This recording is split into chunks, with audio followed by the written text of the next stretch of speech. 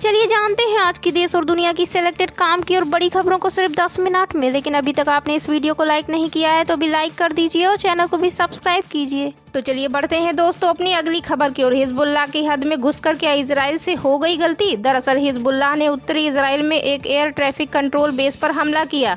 ये बात किसी और ने नहीं बल्कि इजराइल ने ही स्वीकारी है। इसके बाद इजराइल और ईरान समर्थक हिजबुल्लाह के बीच एक और युद्ध की आशंका बढ़ गई है। इजराइल और हिजबुल्लाह के बीच लड़ाई बढ़ने से क्षेत्रीय संघर्ष और बढ़ने का खतरा मंडरा रहा है। साथ ही अमेरिका के शांति के प्रयास भी धराशायी होते नजर आ रहे हैं। स्थिति कितनी नाजुक है इसे ऐसे समझिए कि लेबनान से इजराइल की बढ़ते संघर्ष के कारण जल्दी में अमेरिकी विदेश मंत्री को मिडिल ईस्ट का दौरा एक बार फिर से करना पड़ रहा है। वह इजराइल भी जा रहे हैं जहां जाहिर सी बात है कि इजराइल और लेबनान के बीच बढ़ते संघर्ष पर बातचीत होगी। तो इसी के साथ बढ़ते हैं दोस्तों अपनी अगली खबर की ओर। बिल्किस बानो के सुप्रीम कोर्ट ने रद्द की सभी 11 दोषियों की रिहाई। पिछले साल गुजरात सरकार ने किया था आजाद। खबर सामने आई है साल 2002 में गोधरा कांड के बाद गुजरात में हुए दंगों के दौरान बिल्किस बानो से बलात्कार और उसके परिवार के 7 सदस्यों की हत्या कर दी गई। इस मामले के दोषी 11 लोगों की समय पूर्व रिहाई को चुनौती देने वाली याचिकाओं पर आज यानी सोमवार को सुप्रीम कोर्ट अपना फैसला दिया है। सुप्रीम कोर्ट ने सभी 11 दोषियों की रिहाई को रद्द कर दिया है। जानकारी के अनुसार सुप्रीम कोर्ट जस्टिस बीवी नागरत्ना और उज्जवल भुइया की पीठ ने ये फैसला सुनाया।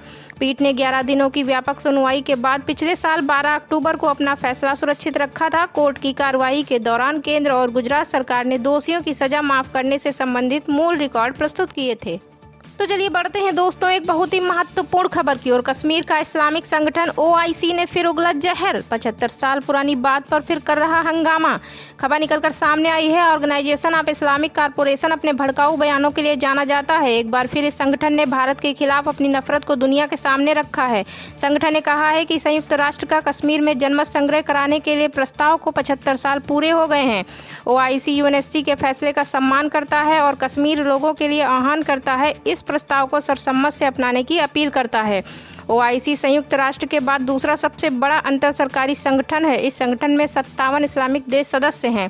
पहले भी इस संगठन ने भारत के खिलाफ कई मर्तबा जहर उगला है। संगठन ने कहा, हम कश्मीर के लोगों के साथ हैं और हमें उनके अधिकारों का ख्याल है। हम अंतर्राष्ट्रीय समुदाय से भी संयुक्त राष्ट्र के प्रस्ताव का लागू करने की मांग करते हैं। तो इसी के साथ बढ़ते हैं दोस्तों अपनी अगली खबर की ओर। आज रात से बुंदेलखंड और पश्चिमी उत्तर प्रदेश में बारिश के आसार। घने कोहरे का भी अलर्ट। अगले 2 दिन तक ऐसा रहेगा मौसम। आपको बता दें उत्तर प्रदेश के ज्यादातर इलाकों में रविवार को दिन का तापमान चढ़ा लेकिन रात के पारे में गिरावट दर्ज की गई। कई क्षेत्र तो ऐसे हैं जहां पारा में 5 डिग्री के आसपास की गिरावट दर्ज की गई, लेकिन गलन और कोहरे से लोग अभी भी परेशान हैं। इस बीच मौसम विभाग ने सोमवार रात से बुंदेलखंड व पश्चिमी उत्तर प्रदेश के कुछ इलाकों में बारिश के आसार जताए हैं। वरिष्ठ मौसम वैज्ञानिक अतिल कुमार सिंह के मुताबिक 8 जनवरी की रात से प्रदेश के कुछ इलाकों में बूंदाबांदी हो सकती है। 9 जनवरी को लखनऊ समेत मध्य उत्तर प्रदेश में हल्की बारिश के आसार भी दिख रहे हैं। तो इसी बीच बढ़ते हैं दोस्तों अपनी अगली खबर की ओर। सरकार के पीछे हटने से कमजोर होगा हिट एंड रन कानून। खबर निकलकर सामने आई है। सरकार के पीछे हटने से कमजोर होगा हिट एंड रन कानून। हिट एंड रन यानी किसी को टक्कर मारकर भाग जाना। दुर्घटना के ऐसे मामलों में चालक न पुलिस को सूचित करता है और न अस्पताल को। पीड़ित को मरने के लिए छोड़कर भाग जाता है। नेशनल क्राइम रिकॉर्ड ब्यूरो के मुताबिक हर साल देश में हिट एंड रन के 46,000 मामलों से 50,000 से ज्यादा लोगों की मौत हो जाती है।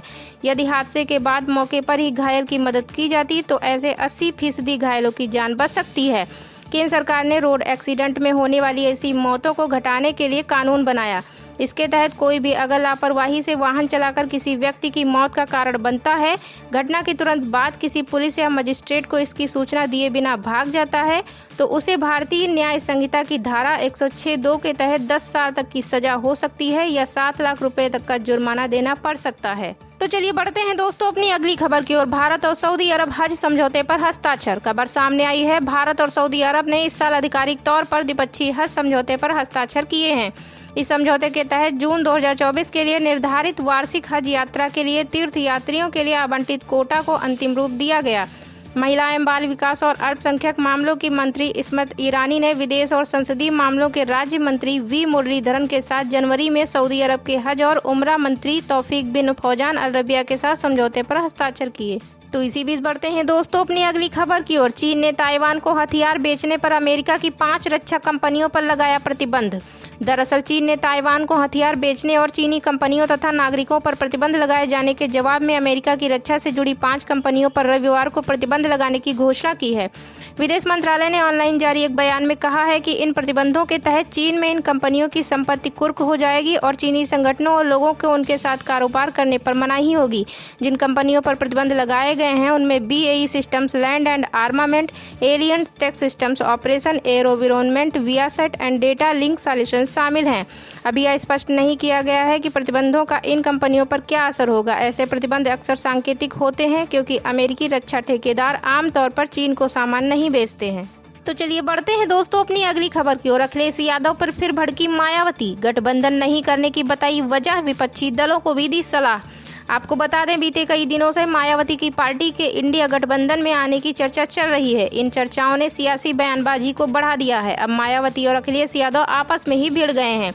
मायावती ने एक बार फिर से अखिलेश यादव पर जुबानी हमला बोला है और गठबंधन नहीं करने की खास वजह भी बताई है। मायावती ने लिखा, सपा अति पिछड़ों के साथ साथ जबरदस्त दलित विरोधी पार्टी भी है।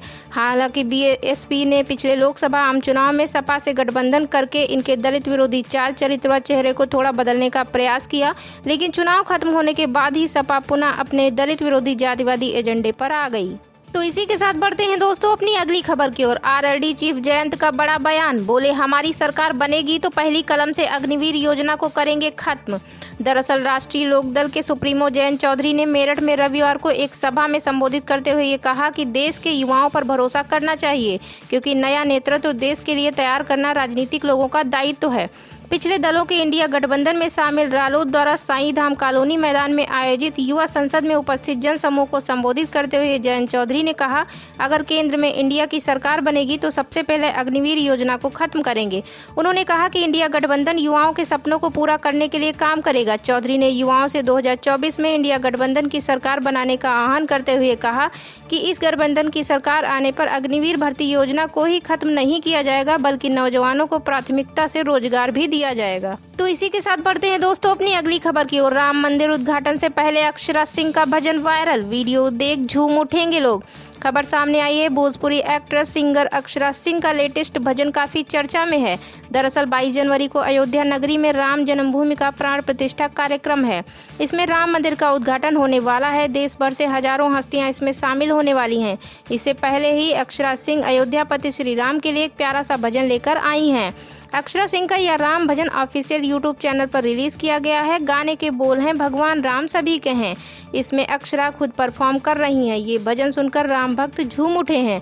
अक्षरा ने यह गीत राम भक्तों को समर्पित किया है। साथ ही भगवान राम की भक्ति, उनकी महिमा के साथ अपनी श्रद्धा भी जताई है। तो इसी बीच बढ़ते हैं दोस्तों अपनी अगली खबर की ओर। सरकार के पीछे हटने से कमजोर होगा हिट एंड रन कानून। खबर निकलकर सामने आई है, सरकार के पीछे हटने से कमजोर होगा हिट एंड रन कानून। हिट एंड रन यानी किसी को टक्कर मारकर भाग जाना। दुर्घटना के ऐसे मामलों में चालक न पुलिस को सूचित करता है और न अस्पताल को। पीड़ित को मरने के लिए छोड़कर भाग जाता है। नेशनल क्राइम रिकॉर्ड ब्यूरो के मुताबिक हर साल देश में हिट एंड रन के 46,000 मामलों से 50,000 से ज़्यादा लोगों की मौत हो जाती है। यदि हादसे के बाद मौके पर ही घायल की मदद की जाती तो ऐसे 80% घायलों की जान बच सकती है।